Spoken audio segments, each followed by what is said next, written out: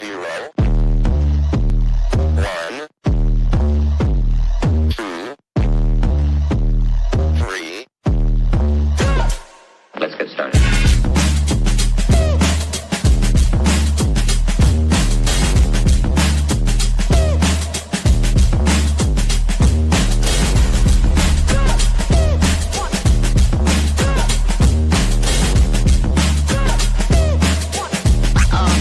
Oh, that's real good.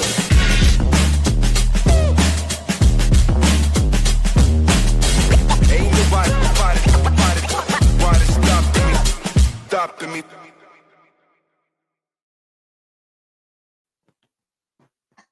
Hello, everybody, and welcome to The Wonderful Pair, where two travel agents with very different perspectives collide.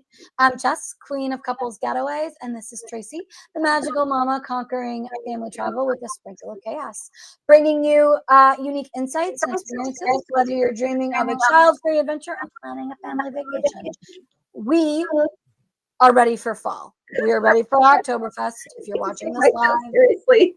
Because we got some fun goodies from our fall our agency conference.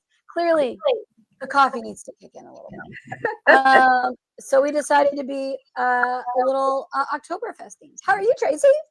I'm great. I'm, it's hard for me to like stare at myself too long with these things on my head, but I got some fancy wieners on.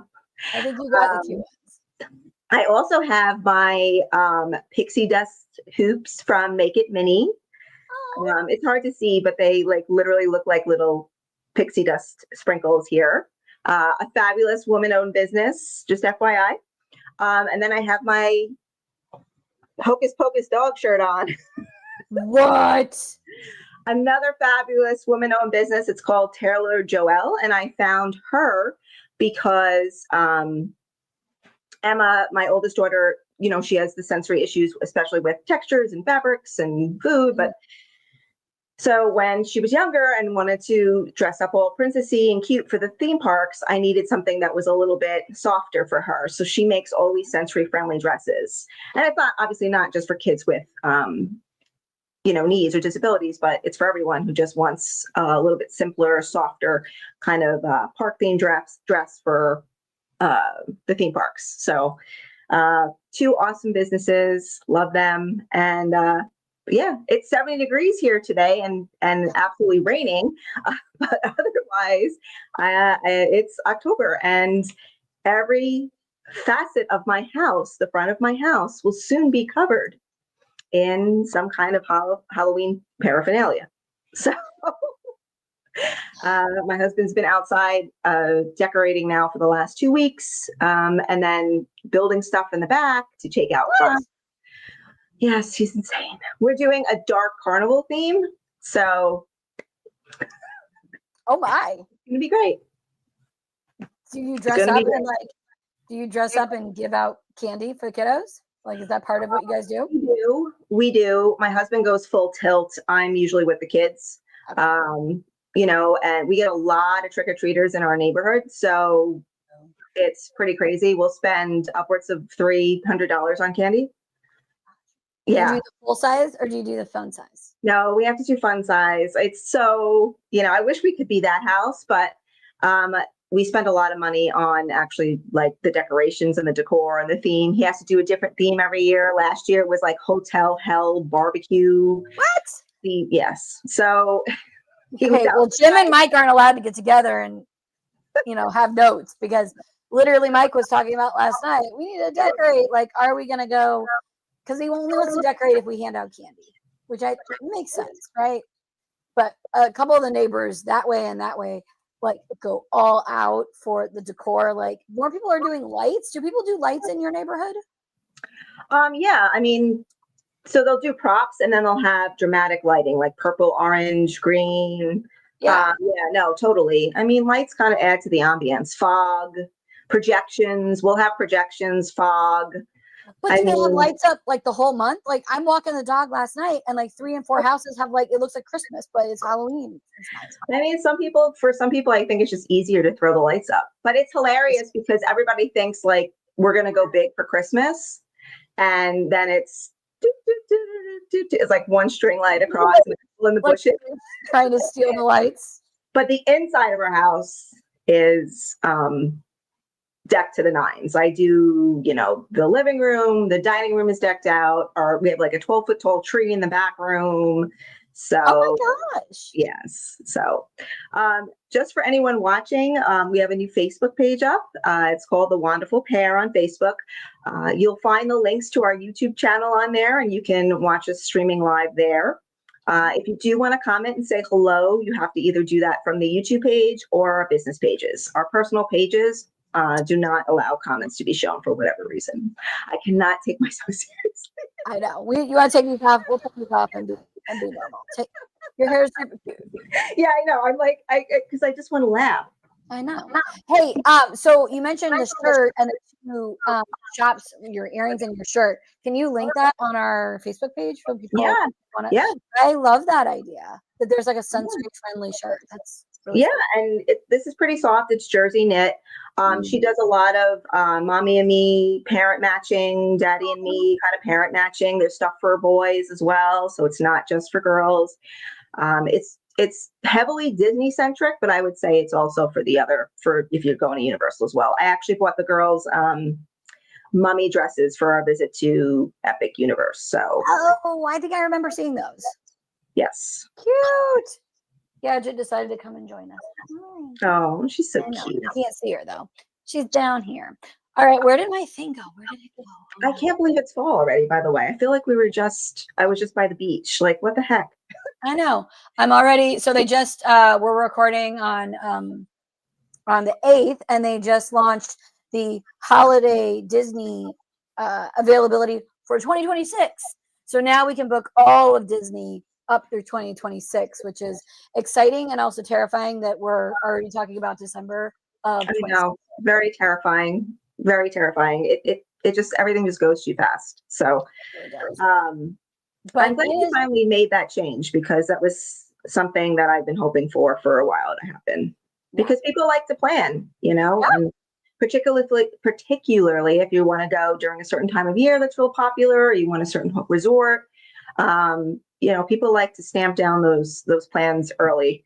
And it comes with the flexibility of the Disney Vacation Package, which is great. So I do still love that they kept the flexibility. You can, and the free dining plan. And the dining plan. So you basically have a vacation booked for a year, then something happens within a month, there's a cancellation policy in place. That's pretty awesome. Okay, so what's up on the docket? Yes, so I was just pulling that up. So it's fall, so I figured we could do a little bit of like this or that, which is what I'm trying to do more on my Facebook pages, because I think that that's a fun little it's a fun little game of which one is more important. So I have a couple of them here. Okay, so it's fall, which means you're either team pumpkin spice latte or hot apple cider. And if anyone knows me, everyone knows what my answer is. I am a PSL girly from back in the day. The only problem is today I'm out of pumpkin and caramel macchiato. So I have white chocolate something creamer from Chobani. It's fine. Not the best. Am I going to have to go get a pumpkin from Dunkin' today? Probably. So I am a pumpkin spice, and not the pumpkin spice latte. We started with that. But now I'm a pumpkin spice, which is really just, to be honest, any kind of pie spice, right? I'm a pumpkin girly. What are you, Tracy? How do I not know what you are? So if I do like pumpkin spice, but it's everywhere now. It's like, I think I saw pumpkin spice, cereal. Oh, yeah. So yeah, it's everywhere. But I do love a good pumpkin spice. I'm still dreaming about the pumpkin spice latte that I had in Salem, Massachusetts 10 years ago. It must have been good. Like a really wicked cool mom and pop kind of coffee shop that overlooked the Bay Area there. But I don't know, apple cider, I just got addicted to it, especially if you put a little bourbon in there. I guess if it said boozy hot apple cider. Yeah. My neighbor makes, we go out for Halloween on this block, and my neighbor makes a very enticing drink that involves several of those components. So, but I do love fall. I do love fall. I do. I'm a fall girly. I'm surprised that I didn't get married in fall, to be honest. Like, I don't know why I decided I needed a spring wedding. A fall wedding just didn't seem right. So I ended up getting married in yeah, I don't know why, because I love fall. Mike loves fall. Why didn't I get married in the fall? I don't. Timing is everything. It's just, we kind of just like picked a date out of a hat. So, Oh, really? Mike well, we did a destination wedding. So yeah. we knew we didn't want to do a summer wedding in Mexico. So we just settled in March. We didn't want right before the seaweed season started and all that stuff. So it was kind of like, that's how we picked everything. But yeah, I think for us too, January, February would have been better, but I didn't want to have, like, we had so many people traveling down from the Northwest, and our luck, a freak storm would have come in and delayed flights. So I didn't want to do any of that. So March it was. Yeah. Mike proposed in May. So I didn't want to wait. We already waited like 8 months to get married. Like, it was May through next April. So. Wow. Well, see, you were better than us. We got engaged, and like 2 years later, everybody's like, "Are you guys doing it?" And I'm like, "Oh yeah." No, I was eager to get going. We had to move in together. Like, no, we're gonna go. Okay. So here's okay. I think I know. I actually don't know the answer to this. Okay, Mickey's Not So Scary Halloween Party versus Halloween Horror Nights. Oh man. If you only got to go to one after hours, like, magical event, what are you spending your money on? Oh no. I know, it's like choosing your children for you. I'm a really big HHN fan. I was always a horror fan, and then I met my husband, who's equally as obsessed with horror. So he's really into like just obscure horror too. I had no idea who some of these like Italian horror, like Dario Argento filmmakers were until I met him, and then I got exposed to all these awesome movies. So I'm really, if you ask me what I watch on TV, most of the time, like my husband will come in, I'll have something playing in the background. It's always going to be a British murder mystery. So like, I gravitate heavily towards horror. So oof. I guess if I was with my family, obviously Mickey's Not So Scary. It has my favorite parade. I mean, they have Constance the Bride, they have the Grave Diggers, that whole Haunted Mansion segment I love. Anytime you throw Gaston in there, I'm laughing, or the Evil Queen, I'm laughing. It's fun. It's, just the right amount of spooky. I do love the fact that you can trick or treat in a theme park. That's pretty unique and cool. And that you can walk around with all these lights, sounds, ambience, different overlays in the parks. But I think I have to go with Halloween Horror Nights, because Universal really does it up. I mean, they have 10 different haunted houses. Usually 4 of them are IPs, and then the rest are originals. So it's kind of like a, one and done type experience. And we went this year, and we took Emma for the first time, and we just had an absolute blast. Laugh, crying, I found out my daughter's way braver than me. So it's a great event. They put a lot of money and effort into these houses, and you can tell. So we've basically gone every year. We missed years here and there when my second daughter was born, or if we had too many trips planned, but there was a point where we went every year for a decade. So it was awesome. I have to say, I've never been to Horror Nights. You should go. However, now they have the little, what is it, the Deathly Afraid necklace? Right. But it doesn't work. It only works for the scare zones. It doesn't work for the houses. But that's the part that scared me the most. I feel like I could go and experience the scare zones. Like, I'm a theater person, right? I want to see the production. I actually want to do one of the lights on tours ahead of time to actually see the stagecraft. I don't know if I would like going through the houses, but I know when I went in, I would at least you're experiencing, and then I know what I'm getting into. I didn't like the idea that I would walk through the scare zones and crazies would be at me with the chainsaw. That just is not my cup of They tea. have that scare zone every year, by the way. That's something that doesn't change. It's really funny. I know, but I might do it now that there's the necklace. So now that I could be like, oh, here's an extra $20 to not get scared. I might. So maybe we need to plan a trip next year if you're going. Maybe I would go with you. We would love to have you. You know, Jim, he wants to travel with you guys now all the time. I know, and I don't know if that's a good idea or bad idea. The four of us go on an adventure. But yeah, my choice is like, again, not having as experienced it. I'm a scaredy cat. I don't do scary things. I don't even like the previews in the movie theaters when they show scary movies. Like I don't like it. So I love trick or treating. I love dressing up for Halloween at Disney. Do I dress up for Halloween at home? No, I don't. Well, I embarrass myself for my children. So this year I'm going to be Derpy from K-pop Demon Hunters. Which I have to decide whether or not I'm going to do the Derpy inflatable costume or the Derpy face mask costume, or there's a onesie, and then paint my face blue. That one. You need to be in a onesie. That sounds so comfy. Well, yes, it just depends on what, Halloween the last few years here has been very insane with the weather. So some years it's really cold. Other years it's like typical fall. Last year it was 70 degrees. That's true.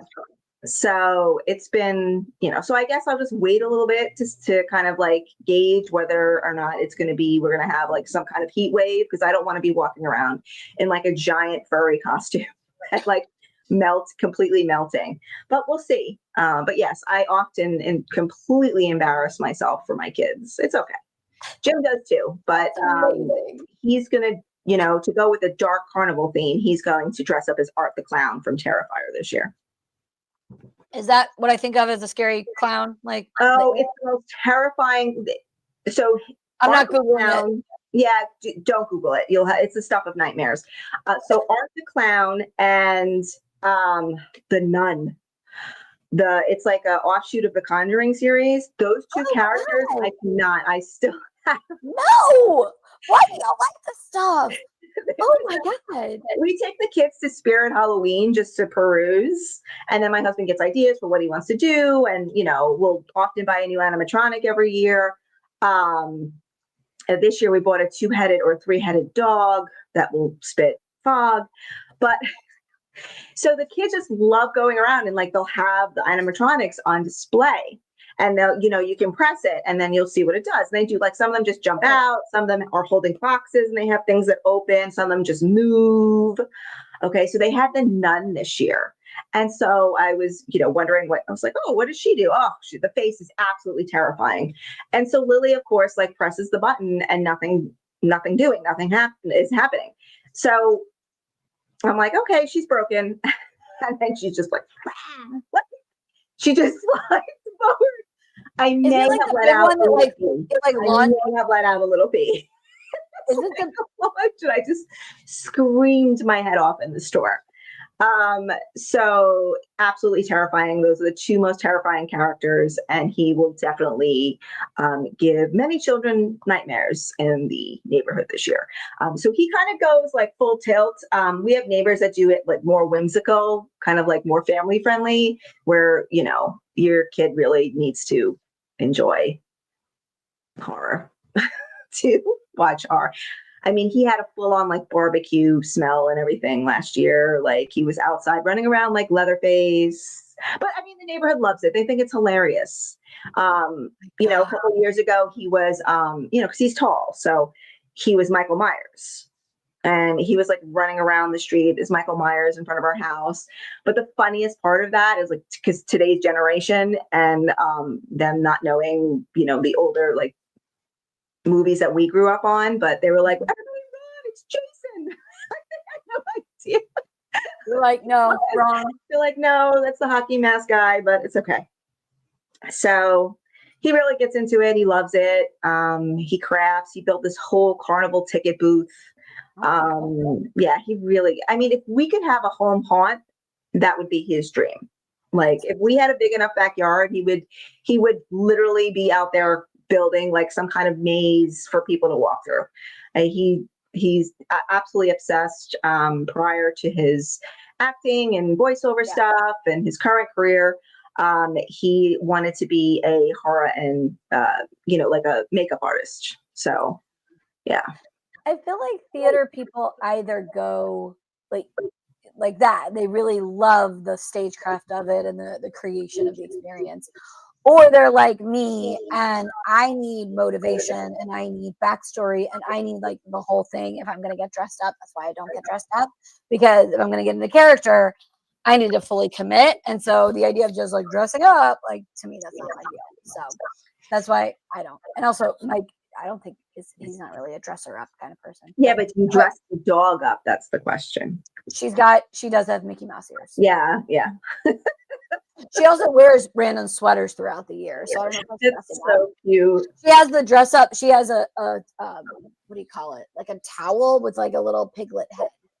Oh my God, so cute. I saw a video yesterday, and because my feed is all like funny stuff, cat videos, dogs. I wish mine was. And there was a woman, she's like, look at it. Just look at this. And it was her pug in a gizmo costume. And it was the funniest, cutest thing. And he's just sitting there with his little squishy face and just this big ears and everything else like that. It was hilarious. So I love a good pet costume. Okay, I got two more for us, and then we'll see where we are on time-wise. Okay, so we talked about Halloween, we talked about Horror Nights. Okay, cozy cabin in the mountains versus a tropical escape. And use that as you will, like a cruise or a sandals, like a beach. Like, I think it depends on what mood I'm in. What do you like? What would be your ideal? And we may have talked about this. I love the beach, but I really love the pool at the beach or to be on the cruise ship. I like being beach adjacent. I like knowing that the beach is there. I do not like getting on the sand, but I like knowing that if I wanted to, I could. So I love a cruise. We've just fallen in love with all of that. I love a sandals. I love a beach. But again, only when I'm semi near the ocean. Semi. Like I said, I'm beach adjacent. Once I figured that out, I was like, yeah, I'm not a big beach person either. I mean, I think I still have PTSD from when I was a child down the shore, and I got hit by a really big wave and it kind of knocked me for a loop. So we usually do like maybe one beach day, with my aunt in Panama City. And I'll just sit, mostly my uncle erects this giant tent, and because I like the calming aspect and the beauty of the beach, but I'm not like a huge, I'm also in love with cruises. So I would have to say, like, I guess it just depends. If I'm going away for the weekend or something, like, to be in a cozy cabin with a fireplace and like a blanket around me and the rain in the back.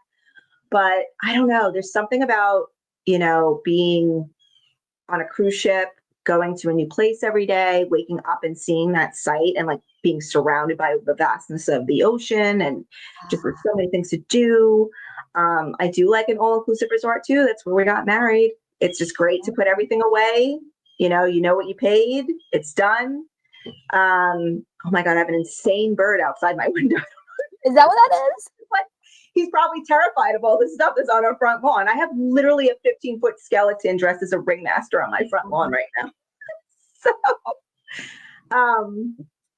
he's like right here outside my window, or she.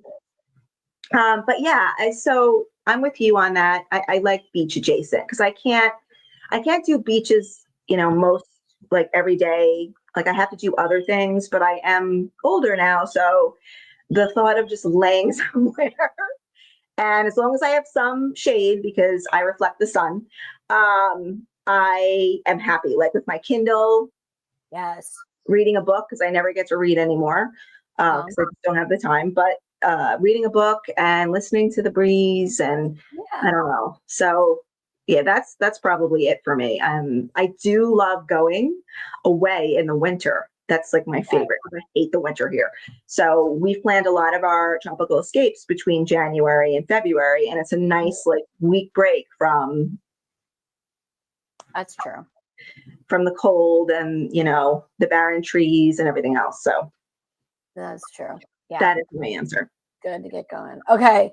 The last one that we had written down was, and again, this is going to be hard because I haven't done this, but Epcot Food and Wine versus Universal Horror Nights snacks. Now, what I know of Universal Horror Nights snacks is what I have seen on the Tim Tracker video. So I know we don't talk about all of there are so many content creators in Orlando that experience all the magical destinations. There's like 2 or 3 that we really like, me and Mike will watch. One of them is Tim Tracker, and he's been doing it for a decade, I guess more maybe. And I feel like I have experienced Halloween Horror Nights through Tim and Jen. But I understand that there's a potato, like a swirly potato on a stick that is apparently life-changing. That sounds real good. There is a ton. I feel like the food that is at Halloween Horror Nights there's definitely more of it, but it's more on the like treat side. So it's more on the, I'm away, I'm on, vacation. Let's get that. Let's just like enjoy eating and all these fun things. It's fun foods. It's like fun themed foods. So we have partaken in those. The lines for those can get really long, but we have partaken in that. And I think my most favorite thing was actually the simplest thing. It was a s'more, but it was shaped like the Ghostbuster. Like, what is it? What was this? Marshmallow puff? Emblem? Like the logo? No, like the marshmallow guy at the end of the movie. Why can't I think of the name? Stay Puff. Is it Stay Puff Marshmallow? Oh my God. So I forgot that. Oh my God. That movie was like dogma when I was a kid. But that was my favorite treat. And it was shaped like the Stay Puft Marshmallow Man, and it was yummy, ooey gooey deliciousness. And everything is themed. They had, so one of the houses this year was Jason, so they had all these Camp Crystal Lake themed foods. So you really have to appreciate a good theme, and you really have to be okay with eating foods that look a little like blood or scary things. I think that's the benefit, because like Epcot Food and Wine, I mean, they have new stuff every year, but there's not really a theme that like they do for Halloween Horror Nights because it's based on the houses. Right. So I think that's a positive. And yeah, I mean, it seemed to like, I guess, the different countries, but I liked Food and Wine like for the treats. Like, I guess I'm away, I want to have like fun things. I want to put fun things in my mouth and enjoy those things. So I don't want anything like remotely healthy or boring. I should say more boring. You can eat healthy and still have it be fun, but boring, I should say.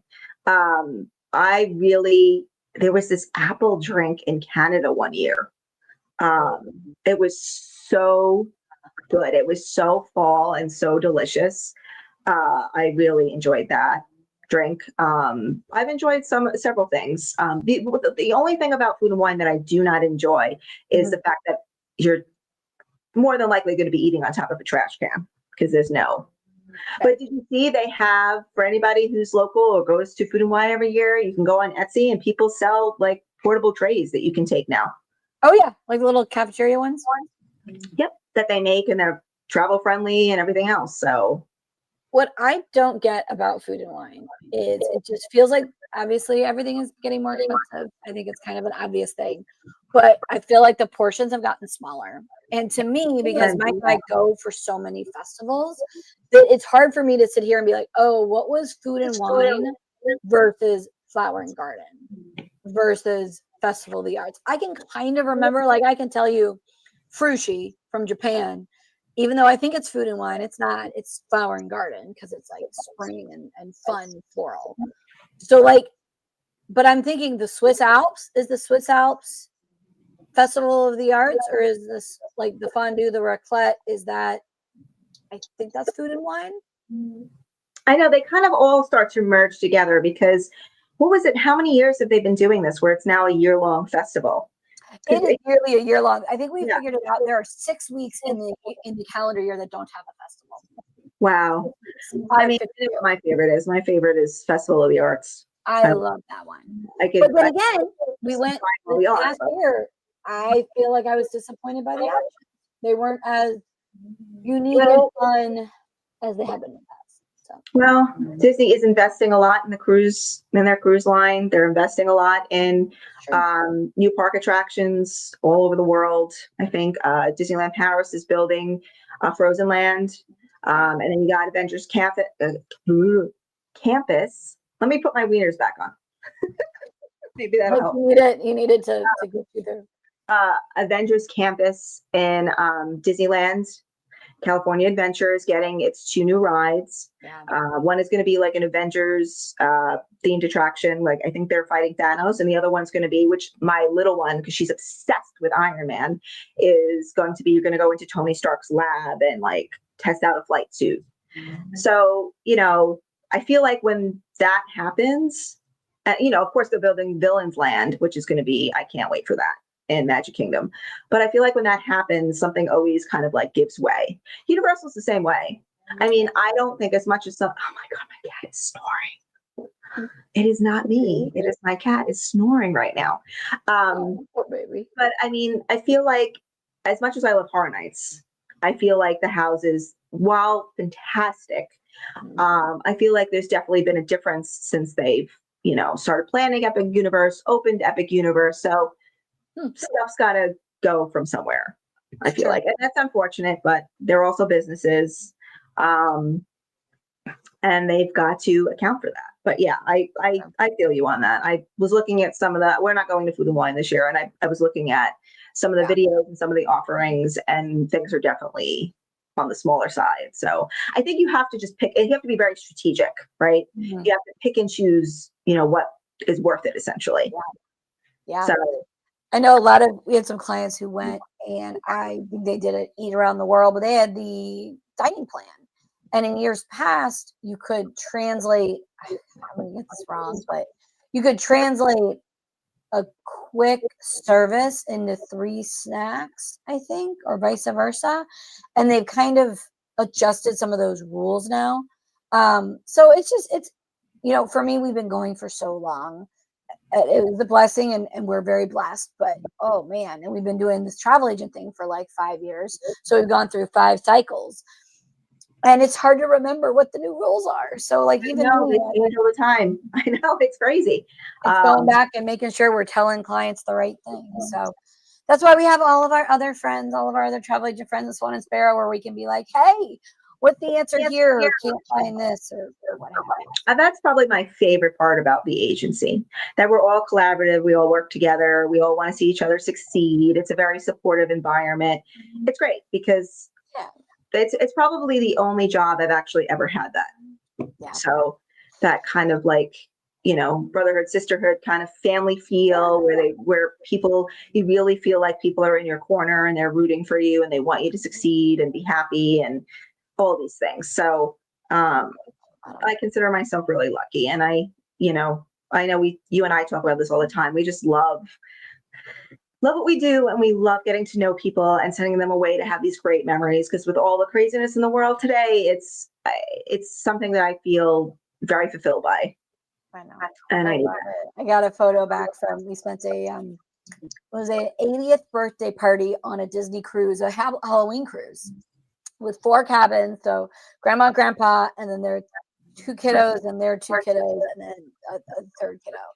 And I just got the most adorable photo that I need to ask if I have permission to share it, because it was grandma and grandpa wearing Mickey ears. I mean, it's Halloween Mickey ears, their kiddos, like their grandkiddos. And the girls did Bimini Bobbity. They did Castaway. They did a glass on a boat. They did a fancy dinner on board. Like, it was lovely.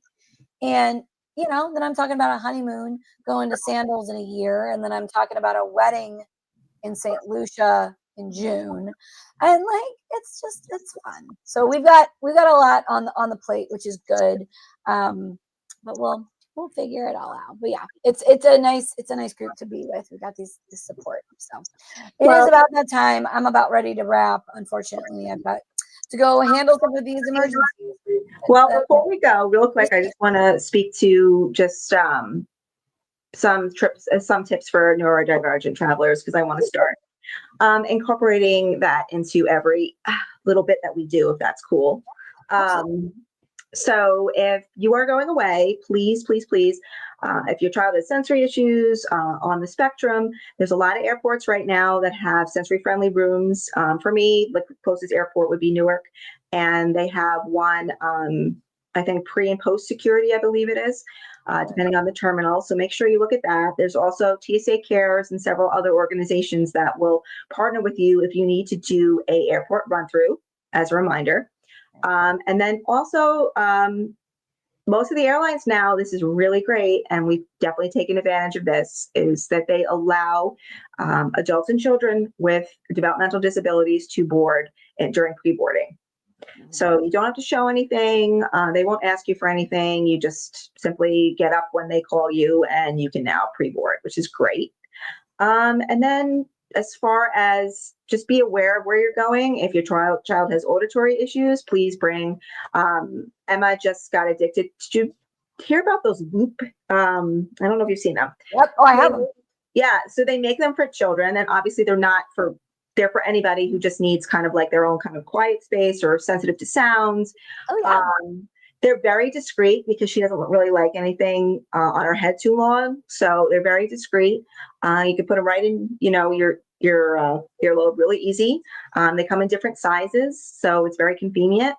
I would just suggest getting a lanyard for that, though. Oh, the little connector things. Yeah. Because like if they fall out, at least you have that. And then also my big thing, because Emma likes to elope,